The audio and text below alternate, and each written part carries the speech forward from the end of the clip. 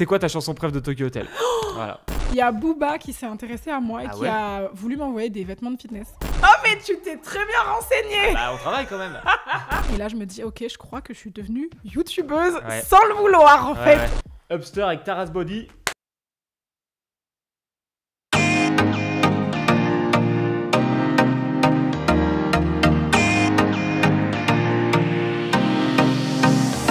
Sport, et on va vous expliquer pourquoi c'est important. D'après les derniers chiffres de YouTube, le sport est l'une des catégories qui a connu la plus grosse croissance sur la plateforme, plus 30% de visionnage en un an, et beaucoup sur les téléconnectés aussi. On est super heureux aujourd'hui d'en recevoir l'une des ambassadrices en France, à la tête d'une chaîne de plus d'1 million d'abonnés, Taras Body, pour qu'elle nous parle de son parcours de créatrice et de la relation qu'elle entretient avec sa communauté. Tara, bienvenue chez Upster. Bah merci pour cette invitation, merci de m'accueillir aujourd'hui. Très content de t'accueillir. Écoute, au début, j'ai plein de petites questions à te balancer, mais tu vas pas y répondre. Et en fait, je te les repose à la fin de l'interview. Ok. Juste histoire de te mettre un peu dans le mood. Ok, vas-y. À part le sport, tu regardes quoi sur YouTube? Combien d'heures de sport par semaine? La meilleure trouvaille de Major Movement, c'était laquelle? Major Movement, ça dépend comment on dit. La douleur dans les lombaires, est-ce que c'était celle-là, sa meilleure trouvaille? C'est quoi ta chanson préf de Tokyo Hotel? Voilà. On va commencer par les débuts. Est-ce que tu te souviens de la première fois où tu as entendu parler de YouTube? Oui. Ah ouais? Oui, oh, wow. totalement, parce qu'en fait, je commençais même pas sur les réseaux sociaux. J'étais pas sur les réseaux sociaux du tout.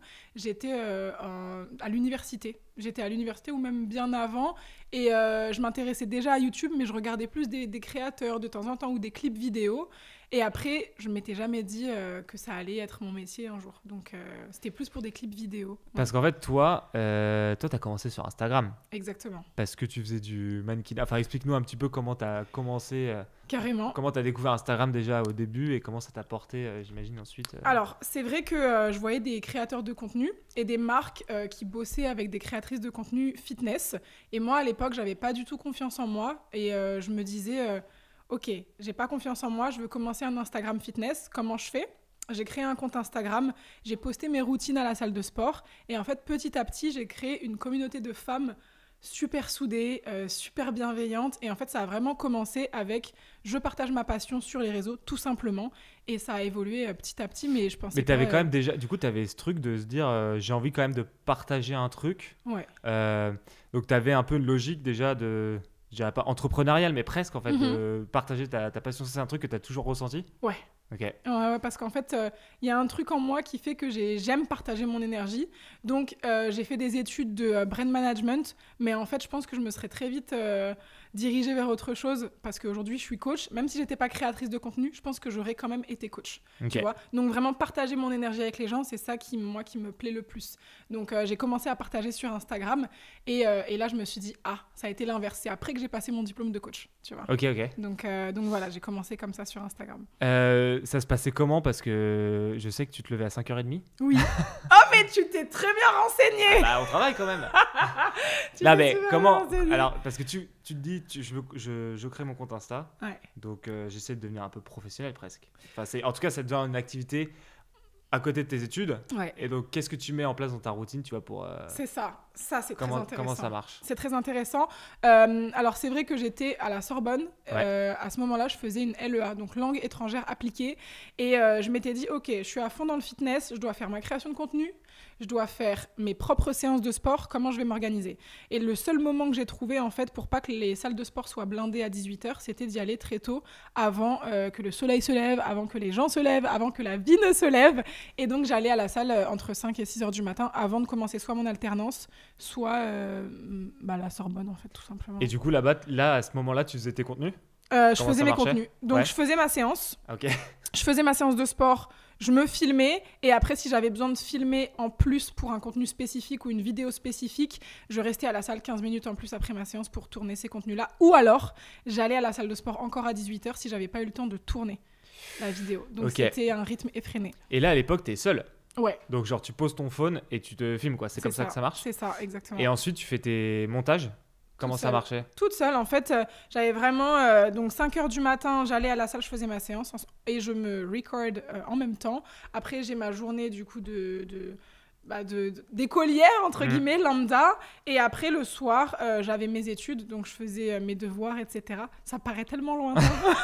Ça paraît super lointain. Ouais, mais c'est là tout a démarré de là, donc c'est marrant de savoir quand... Exactement. Et après, voilà, mes montages photos et vidéos, etc. Et moi, j'adorais écrire des légendes inspirantes à cette époque-là. C'est vrai qu'aujourd'hui, on voit des petites phrases sous les photos, souvent des influenceurs, des petits mots mignons, mais c'est pas profond. Et moi, j'aimais bien prendre le temps, surtout d'écrire des choses profondes. Donc voilà, j'ai associé une photo à un texte et voilà, je créais comme ça.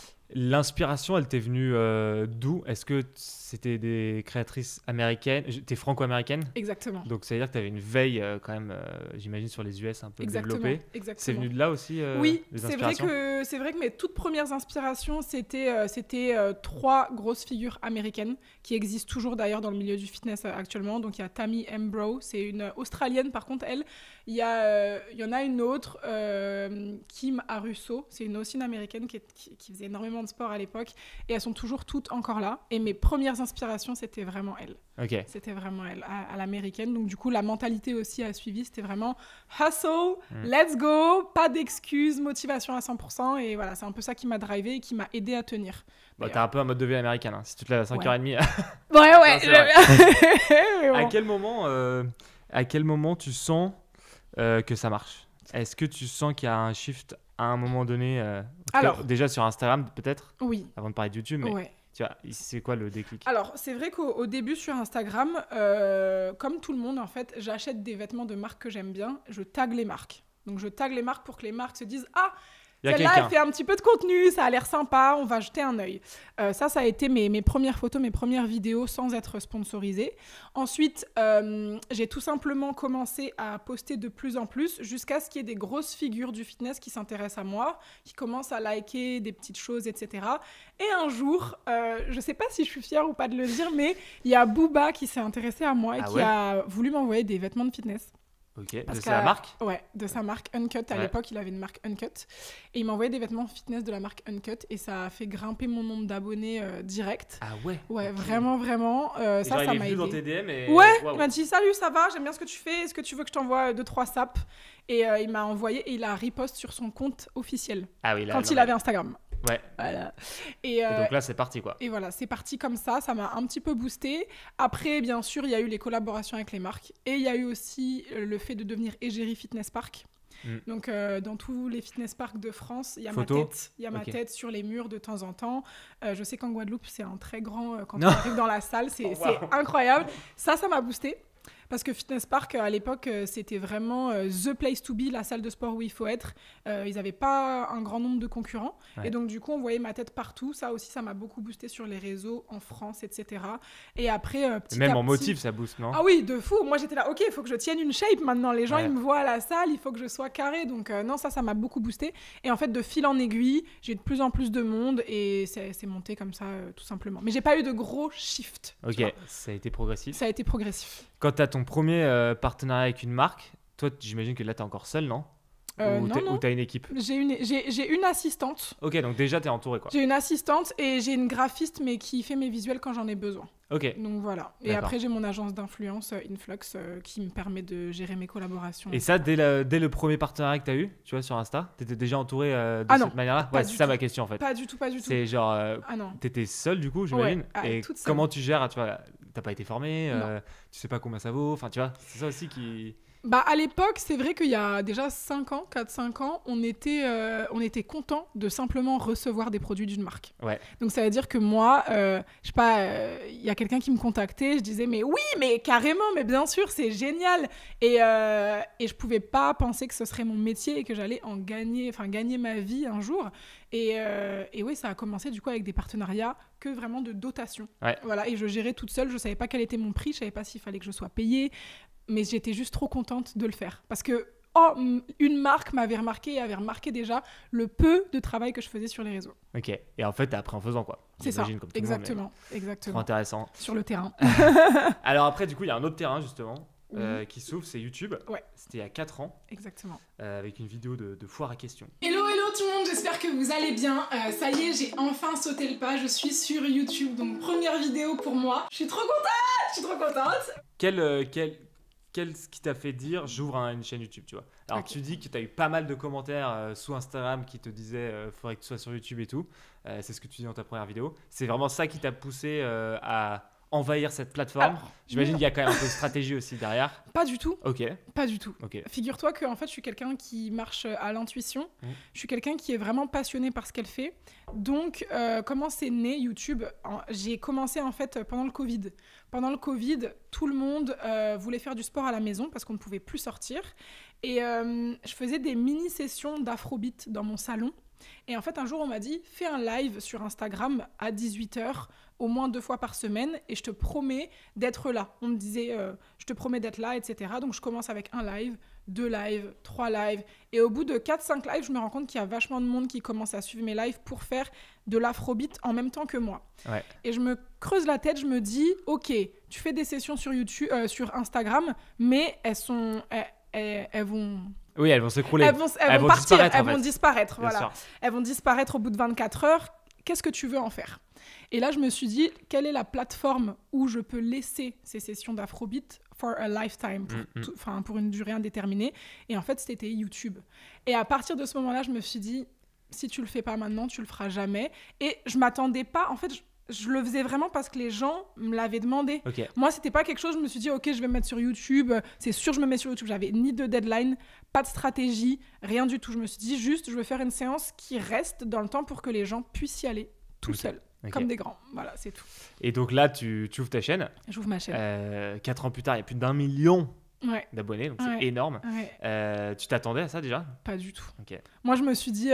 je suis sur mon balcon, ça a commencé vraiment avec une amie sur mon balcon. On était en train de s'affoler pendant le confinement, à danser comme des malades, c'était ouf. Et là, ma chaîne YouTube, la première vidéo, donc pas la première de FAQ, celle la d'après, deuxième, la séance, Afrobeat, exactement, la première séance, des centaines de milliers de vues en très peu de temps.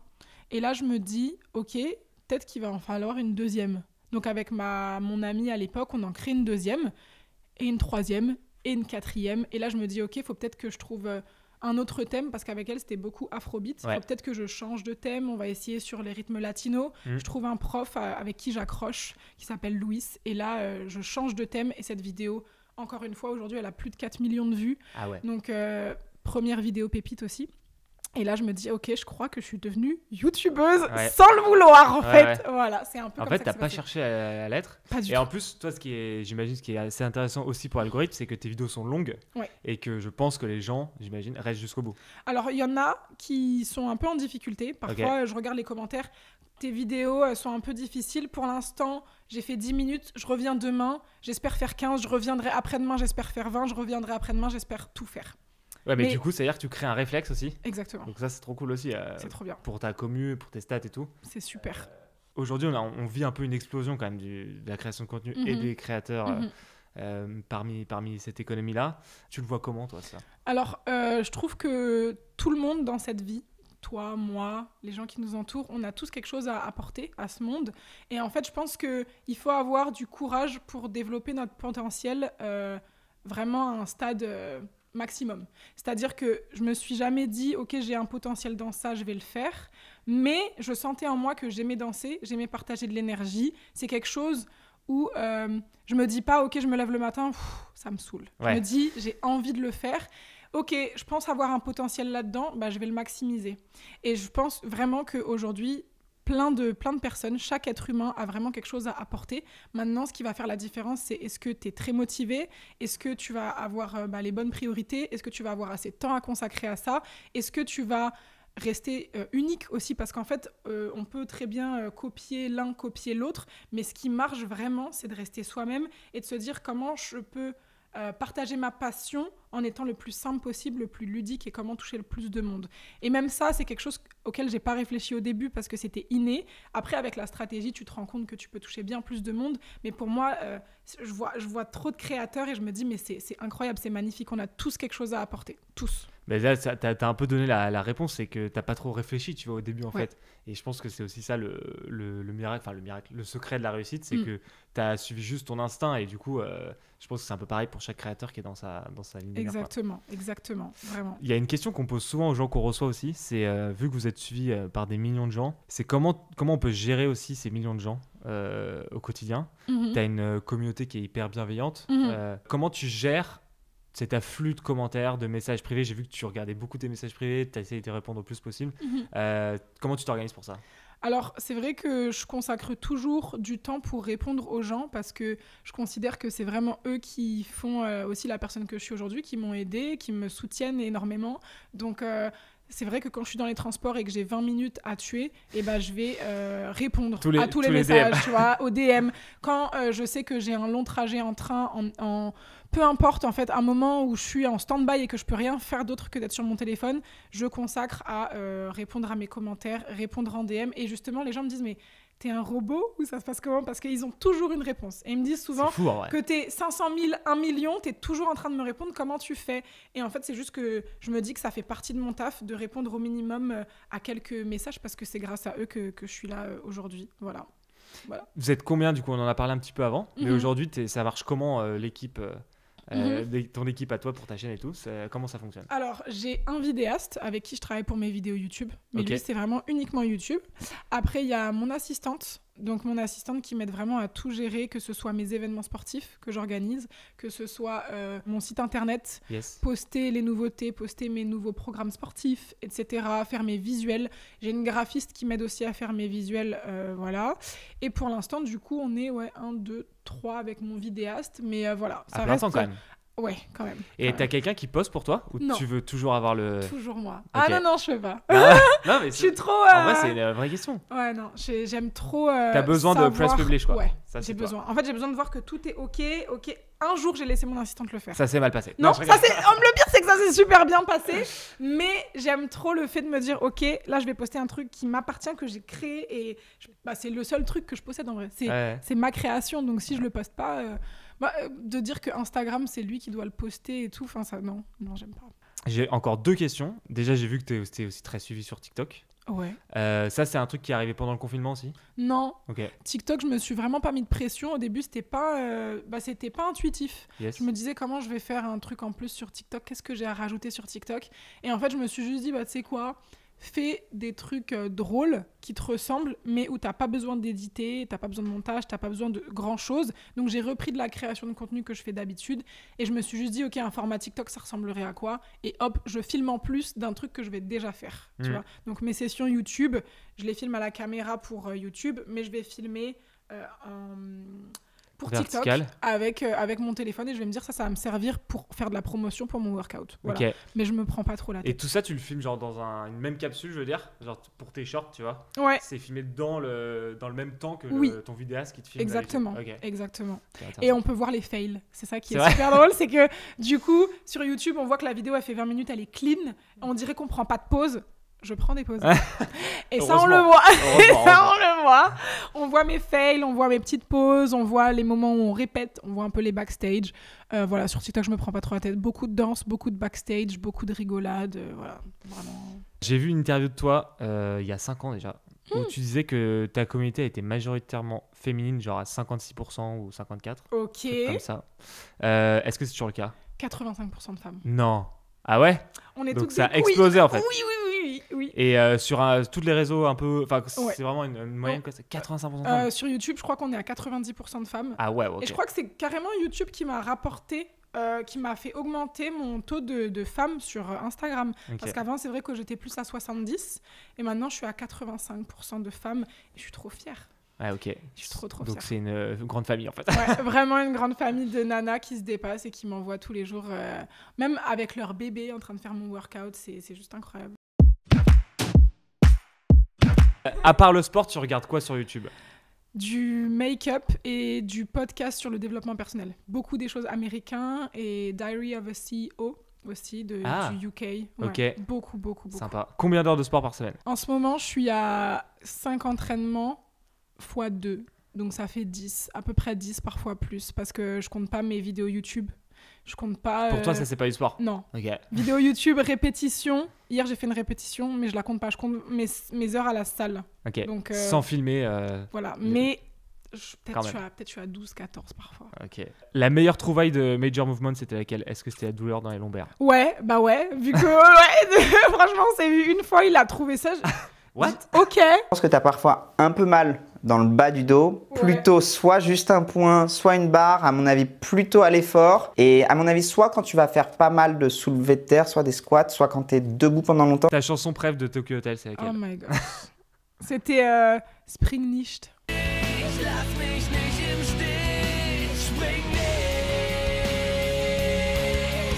Ok. Voilà, un peu dépressif à ce moment-là. Parce que t'as fait de l'allemand pour eux, hein, ça. Voilà, exactement. Ouais. Voilà, On s'en voilà. souviendra. Je ne parle plus un mot d'allemand, d'accord. Et eux ne chantent plus, donc comme ça on est bien. Bon, merci, Vraiment. c'était cool de discuter avec toi. Bah, Merci carrément. beaucoup d'avoir pris quelques minutes. Bah, ça m'a Et fait on te plaisir. retrouve sur YouTube, Instagram, TikTok. Exactement. Super. Salut, c'est encore moi, juste un petit mot rapide pour vous remercier d'être allé jusqu'au bout de cette interview. Si vous voulez en voir d'autres qui arrivent très bientôt, n'hésitez surtout pas à vous abonner à la chaîne Dubster et à commenter nos vidéos. C'est uniquement grâce à vous et à votre soutien qu'on peut continuer tout ce boulot.